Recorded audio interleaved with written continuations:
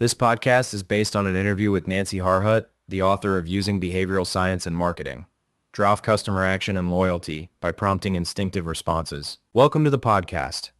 Today we're diving into the fascinating realm of behavioral marketing, which is all about understanding how consumers think and act, and how we can leverage that knowledge to drive customer action and loyalty. Nancy Harhut, a seasoned marketer and co-founder of HBT Marketing, joins us to share her insights on this essential topic. Nancy's journey into the marketing world began when she realized that journalism wasn't her calling, but her knack for writing and persuasion was. She transitioned into marketing and started applying principles from behavioral science to her work. One of the key texts that influenced her was Dr.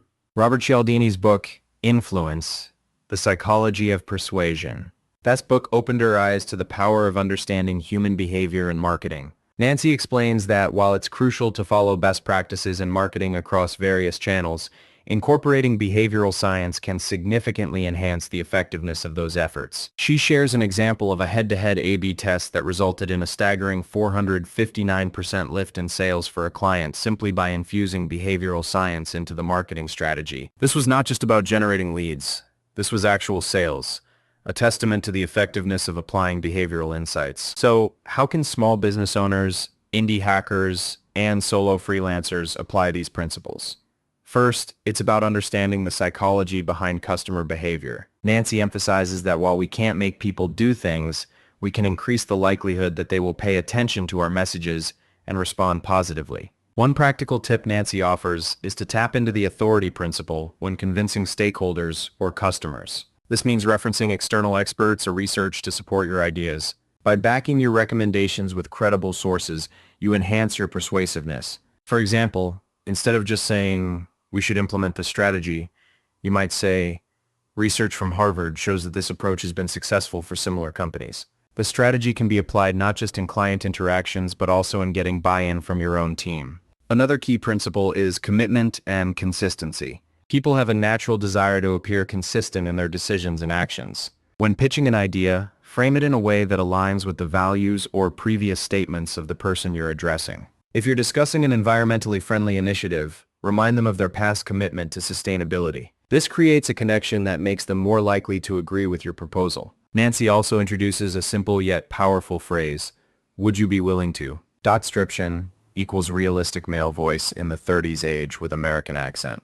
Normal pitch, warm timbre, conversational pacing. The soft approach shifts the focus from the request itself to the character of the person being asked. It allows them to save face and feel more in control of their decision, which can lead to higher compliance. Now, let's discuss how to avoid some common pitfalls in behavioral marketing. Nancy points out that just because a tactic works doesn't mean it's ethical or effective long-term. For instance, using annoying pop-ups that can't be closed may yield short-term gains, but it can erode trust with your audience. Respecting customers and treating them ethically is crucial for maintaining brand integrity over time. Additionally, Nancy highlights the importance of understanding that not every tactic will work for every business. It's essential to test different approaches and be patient. Just because one effort doesn't yield the desired result doesn't mean behavioral science is ineffective.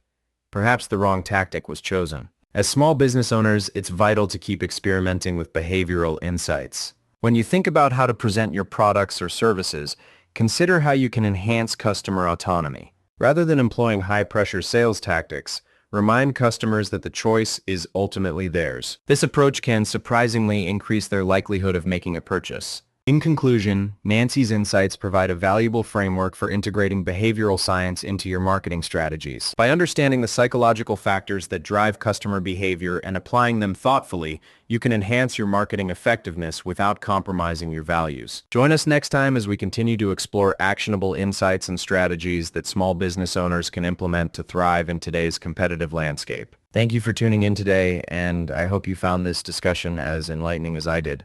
As we dive deeper into the practical applications of behavioral science, Nancy shares some enlightening perspectives on storytelling and marketing. She mentions that storytelling has become somewhat of a buzzword in marketing circles, but for good reason. Our brains are hardwired to process stories differently than mere facts and figures. This can be particularly powerful for small business owners who may not have the massive budgets of larger corporations, but can still create compelling narratives that resonate with their audience. In her book, Nancy emphasizes the importance of storytelling, citing that when we engage with stories, we activate multiple areas of the brain. This can lead to a greater understanding and retention of information.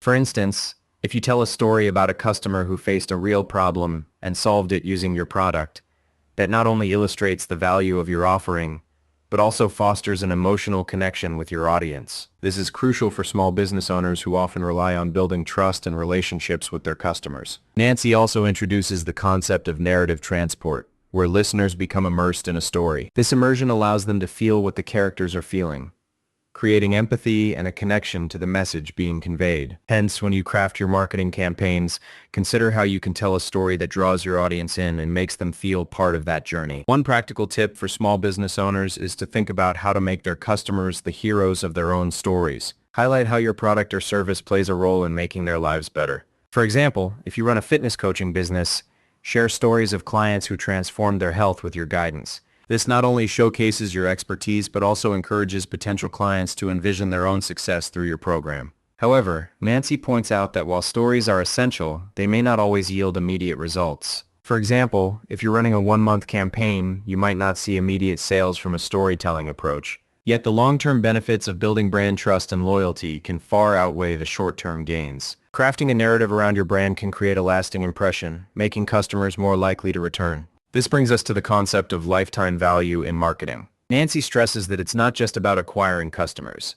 It's about retaining them and nurturing the relationship over time. By treating customers well and providing them with valuable information, such as how to extend the life of a product, you can foster loyalty. For example, if you sell eyeglasses, instead of just pushing for a sale, educate your customers on maintenance tips that help their glasses last longer. This approach builds trust and positions your brand as a helpful resource rather than just a seller. As we transition to the topic of consumer behavior, Nancy highlights the shift towards more cynical audiences. With the advent of information overload, consumers are increasingly skeptical of traditional sales tactics. They crave authenticity and stories they can relate to. This is particularly important for small business owners who often have a unique voice and perspective that can cut through the noise. A vital takeaway from our discussion is the importance of balancing loss aversion with gain in your marketing messages. Nancy highlights that people are often more motivated by the fear of losing something than by the prospect of gaining something. For example, if you have a limited time offer, framing it in a way that emphasizes what customers might miss out on can be more effective than simply stating the benefits of the offer. This psychological insight is a powerful tool for small business owners looking to enhance their marketing strategies. Finally, as we wrap up today's episode, Nancy encourages listeners to embrace the principles of behavioral science in their marketing efforts. She reminds us that it's not about manipulating customers, but about understanding their motivations and needs. By applying these principles thoughtfully, small business owners can create meaningful connections with their audience, ultimately driving customer action and loyalty. Thank you for joining us today. I hope you found Nancy's insights on the intersection of behavioral science and marketing as valuable as I did. If you're eager to explore these concepts further, consider picking up her book, Using Behavioral Science in Marketing. It's packed with actionable tactics that can elevate your marketing game. As we continue our journey in the world of small business and marketing, remember that storytelling can be your strongest ally. It's not just about selling. It's about connecting with your audience on a deeper level. Until next time, keep experimenting, keep learning, and keep growing your business. Thank you for tuning in to the podcast. We can't wait to share more insights with you in our next episode.